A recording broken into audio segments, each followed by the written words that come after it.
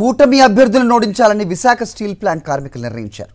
Steel ప్లాంట్ను ప్రైవేటీకరణ చేయాలని నిర్ణయించిన బీజేపీపై ఆగ్రహంతో ఉన్నారు.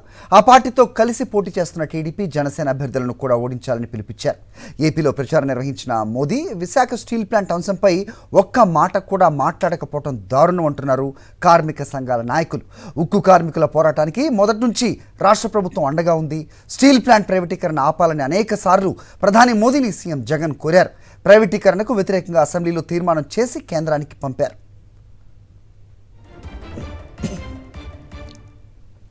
ఇదే అంశంపై మరిన్ని అప్డేట్స్ మా కరెస్పాండెంట్ అనిల్ అడిగి తెలుసుకుందాం.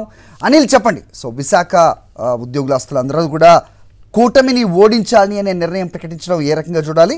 సో ప్రధాని విశాఖ ఉక్కు ఫ్యాక్టరీ గురించి మాట్లాడకపోవటాన్ని గురించి కూడా వీళ్ళందరూ కూడా గర్హిస్తున్న పరిస్థితి ఏంటి? మీ దగ్గర ఇన్పుట్స్.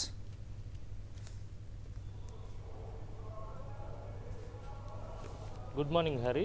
ఏపీ పర్యటనకు వచ్చినటువంటి ప్రధాని మోడీ ప్రభుత్వంపై విమర్శలు చేశారు, కానీ విశాఖ ఉక్కు కర్మాగారానికి సంబంధించినటువంటి ఒక్క ప్రకటనను కూడా, ఒక్క అంశాన్ని కూడా కనీసం ప్రస్తావించలేదు, దానికోసం మాట్లాడలేదు. దీనిపై కార్మిక సంఘాల నేతలతో పాటు కార్మికులు అలాగే ఉద్యోగులంతా కూడా ఆగ్రహంతో ఉన్నారని చెప్పాలి.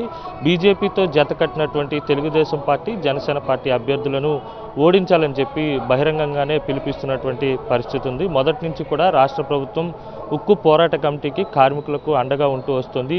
2021 మేలోనే రాష్ట్ర ప్రభుత్వం అసెంబ్లీలో తీర్మానం చేసి కేంద్రానికి పంపింది. ఇక్కడ ప్రజల అభిష్టం మేరకు విశాఖ ఉక్కు పరిశ్రమను ప్రైవేటీకరణ చేయకూడదు, ఇక్కడ ప్రజల అభిష్టం మేరకు కేంద్ర ప్రభుత్వం ఆలోచించి నిర్ణయం తీసుకోవాలని చెప్పి రాష్ట్ర ప్రభుత్వం తీర్మానం రూపంలో పంపించడం జరిగింది. అలాగే పదే పదే ముఖ్యమంత్రి జగన్మోహన్ రెడ్డి ప్రధానిని కూడా రిక్వెస్ట్ చేశారు. పలుమార్లు ప్రధాని బహిరంగంగానే వేదికపై ఉంటుండగానే ప్రధానిని జగన్మోహన్ రెడ్డి రిక్వెస్ట్ చేసినటువంటి సందర్భాలు కూడా ఉన్నాయి. ఇలా చూసుకున్నట్లయితే కనుక ఉక్కు పోరాట కమిటీ నేతలు కావచ్చు, కార్మికులు కావచ్చు, చేసినటువంటి ప్రతి పోరాటానికి కూడా రాష్ట్ర ప్రభుత్వం అండగా ఉంటూ వచ్చింది. కానీ తెలుగుదేశం పార్టీ నేతలు కావచ్చు, అలాగే జనసేన పార్టీ నేతలు కావచ్చు, పలుమార్లు ఈ అంశానికి సంబంధించి పలుమార్లు బహిరంగ వేదికలపై మాట్లాడినప్పటికీ కూడా కేంద్రంపై ఏమాత్రం కూడా ఒత్తిడి తీసుకురాలేదు.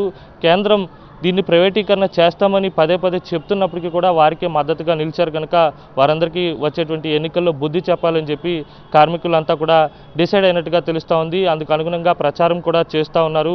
స్టీల్ ప్లాంట్ కార్మిక సంఘాలన్నీ కూడా ఈ ప్రచారంలో పాల్గొంటున్నటువంటి పరిస్థితి ఉంది. ఖచ్చితంగా బీజేపీతో జతకట్టినటువంటి ఈ కూటమి అభ్యర్థులందరికీ కూడా బుద్ధి చెప్పాలని వారు నిర్ణయించుకున్నట్టుగా తెలుస్తూ ఉంది. మొదటి నుంచి కూడా భారతీయ జనతా పార్టీ 3 ఏళ్లుగా పోరాటం చేస్తున్నప్పటికీ కూడా కనీసం కార్మికుల ఇబ్బందులను, కష్టాలను, కార్మికుల పోరాటాన్ని కనీసం పరిగణలోకి తీసుకోకుండా ఏ రోజు కూడా స్పందించలేదు. అలాంటి పార్టీతో జతకట్టి ఎన్నికల్లో బరిలోకి దిగుతున్నారు కనుక తెలుగుదేశం పార్టీ అభ్యర్థులను అలాగే జనసేన పార్టీ అభ్యర్థులను ఓడించాలని చెప్పి కార్మిక సంఘాల నేతలు నిర్ణయించుకున్నట్టుగా తెలుస్తూ ఉంది. ప్రైవేటీకరణ ఆపేది లేదని బీజేపీ ఓ పక్క చెప్తుంటే, అలాంటి పార్టీతో పొత్తు పెట్టుకుని కూటమి అని చెప్పి ముందుకెళ్తున్నటువంటి ఈ అభ్యర్థులందరినీ కూడా ఓడించాల్సిన అవసరం ఉందని చెప్పి కార్మిక సంఘాల నేతలు కావచ్చు, ఉక్కు కార్మికులు కావచ్చు, వీరంతా కూడా డిసైడ్ అయినట్టుగా తెలుస్తూ ఉంది.